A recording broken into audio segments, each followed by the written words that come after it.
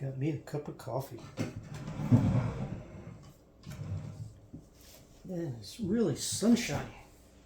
Last time I checked, it was 73 degrees outside. Really sunshiny. And these plants down here, I know you can't see them from there, but these plants are loving it. They're loving being inside, and they're loving me taking care of them and babying them. The bok choy and the beets are coming on really well. Anyway, I know I haven't made a video in a few days, probably like 6-7 days maybe. The reason being is because I had a couple of cars out there kicking my rear end. I wasn't going to make videos of me just trying to figure out working on those cars and that truck out there. But one thing I did. I'm going to talk about this. I'm going to talk about this here in a little bit. Nice wiring. Ultimate guide to wiring. Anyway, set that over there. The Volkswagen Beetle.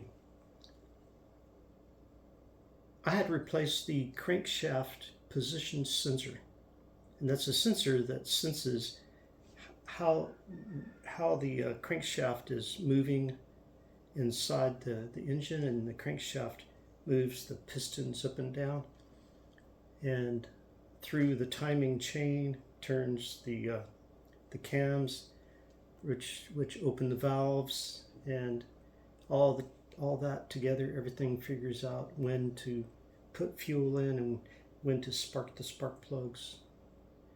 And it also senses, the airflow coming in and how to mix the fuel and air mixture properly. But when your camshaft, or not your camshaft sensor, but your crankshaft sensor or your camshaft sensor, if either one of those is having a problem, then it's not reading properly and it's not telling your computer in your car proper information, so it's all mucked up. It just doesn't want to run right.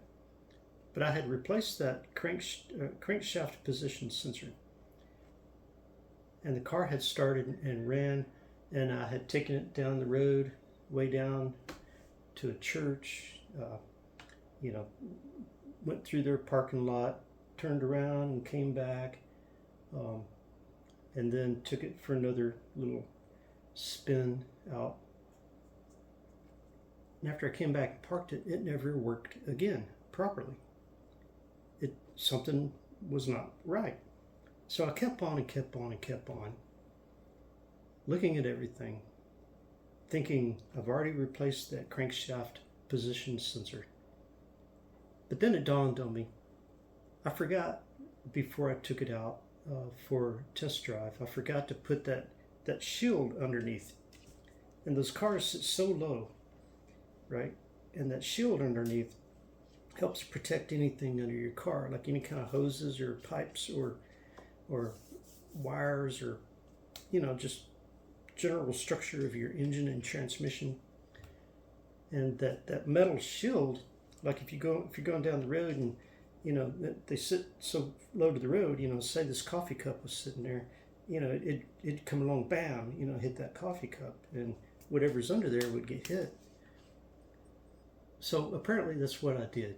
Coming up the driveway, I've got some ruts in my driveway to where, it's not a level, even driveway. So coming back up there, I think what I did was I bottomed out enough for something to grab the wire for the crankshaft position sensor. And after that, it didn't work again. But in my mind, I kept thinking, I've already replaced that. It worked. Why isn't the car working now? So yesterday, on the way home from work, I decided I'm going to go ahead and stop off at the auto parts place. I'm going to go ahead and get another crankshaft position sensor, and I'm going to get, because it's a 5-cylinder engine, I needed to get 5 spark plugs. So I got the 5 spark plugs and the crankshaft position sensor. Came home, got up under the car, pulled the other crankshaft position sensor out, put the new one that I purchased yesterday in, replaced the spark plugs, put everything back together the way it's supposed to be. Got in the car and started it. Boom, it started up. It started up. It had a little bit of problems. I think the computer had to relearn, had to figure things out. But it started up and it was running. And it took a little while, but the computer finally got everything stabilized and figured out where everything's at, and then it started running better and better and better. So I went ahead, since I already had it up on those little ramps, I go ahead and I put that protective cover underneath, and put everything back together really well, everything in its place. Took it out for a test drive, seemed to work great. Brought it home, parked it. I got in the car last night to go to work. I had to be at work at midnight. Car started up. Boogered on down to work. I always give myself an hour to get to work, so my hour drive to work, it seemed to do fine, but my engine light came on. And as my,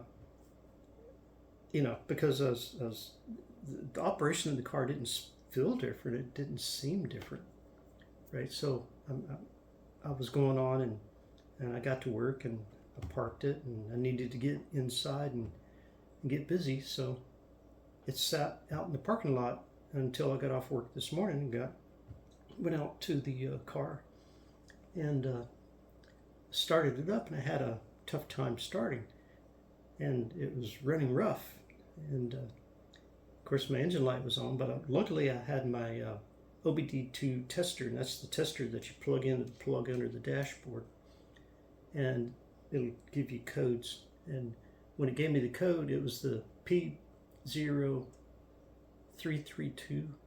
I believe, which turned out to be a knock sensor. It was sensing a knock, like some kind of knock in there. But after clearing the code out, because of those little OBD2 sensors, you can tell it to erase the codes that are held in the computer. And after it erases the codes, you can start your engine again, and that way it has to learn everything new. Well, it learned everything new, and it told me there were 0 codes, and the car seemed to be running a little bit better. And I sat there and I just let it idle for a while and gave it a little gas, and felt the car and checked the car out, everything. I couldn't hear a knock. I had lifted the hood and went and listened to it while it was idling. I didn't hear anything strange or weird. But I figured, okay, well, on the way home, I'm going to go ahead and buy a couple of quarts of oil just so I can top off the oil, make sure I've got the proper amount in there, because it could be maybe the oil's a little bit low, and that's one thing I haven't checked in a while. So that's where I'm at, and that's part of why I didn't make any videos, is because I was so frustrated, and I did not want that frustration to come across as a negative attitude, because I need to keep my positive mental attitude at all times and keep it good. That way the universe is, that way the signals I'm putting out to the universe, I get back from the universe what I put out into the universe, right? So if I'm putting negativeness out into the universe, then that's what I get back. But if I put positive out into the universe, then that's what I'm going to get back. I'm going to get positive from the universe. So that VW Beetle is on the road, working again, and I feel happy. Now I get to drink a good old cup of coffee.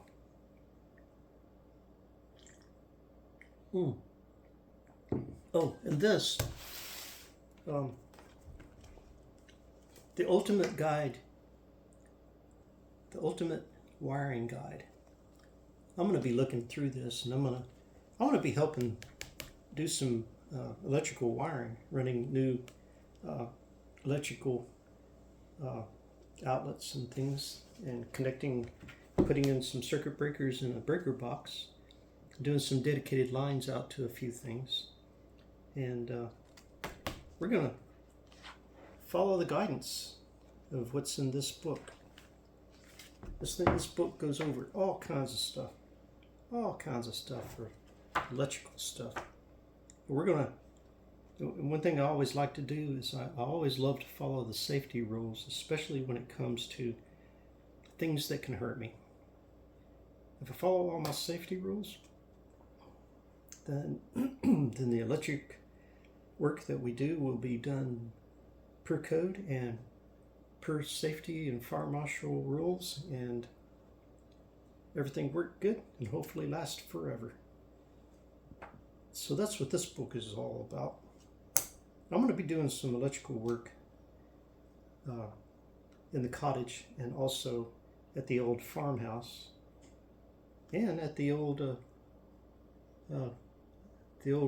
commercial building that I do some other videos about here or there. So I'm going to be doing some electrical work, doing some outside lighting, some inside lighting, some new receptacles, things like that. So that's why we have this. When I started my video, it wasn't going to be about this at all. I just noticed it was sitting there and kind of in the screen.